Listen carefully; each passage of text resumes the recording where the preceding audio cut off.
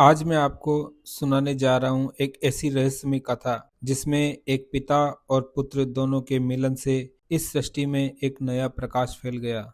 बहुत समय पहले की बात है। सूर्यदेव के दो पुत्र थे, यमराज और शनिदेव।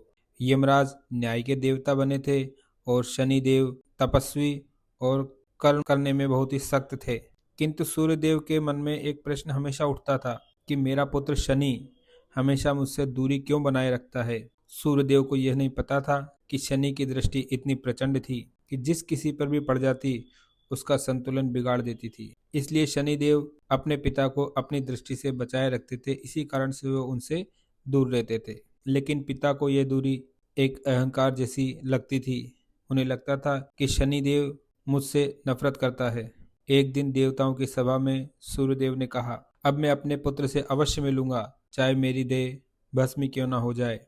और संयोग देखिए कि उस दिन जब सूर्य मकर राशि में प्रवेश करने वाला था, वो वही दिन था। शनिदेव ने जब यह सब सुना तो वे मौन होकर ध्यान में बैठ गए और उन्होंने ईश्वर से प्रार्थना की कि हे प्रभु, आज मेरी दृष्टि में इतनी शक्ति दें कि मैं अपने पिता का दर्शन कर सकूं, बिना उन्हें कोई नुकसान या हानि पहुंचाए। और फिर वह क्षण आ गया जब सूर्यदेव ने मकर राशि में प्रवेश किया। पिता और पुत्र आमने सामने आ गए। सूर्य की तपिश और शनि की दृष्टि, दोनों की शक्तियां एक दूसरे में विलीन हो गई। आकाश में एक दिव्य प्रकाश फैल गया। देवताओं ने घोषणा की, सभी ने मिलकर के, कि आज का दिन पिता पुत्र के मिलन का बहुत ही शुभ दिन है और इसी दिन को सभी आज से मकर संक्रांति के रूप में मनाएंगे। तब से इस दिन सूर्य को अर्घ दिया जाता है, नदी में स्नान किया जाता है, तिल और गुड़ का प्रसाद का भोग लगाकर उसको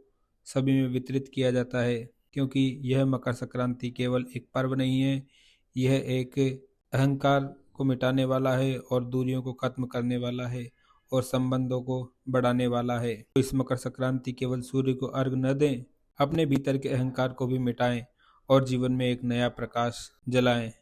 जय सूर्य नारायण देव। शुभ मकर संक्रांति।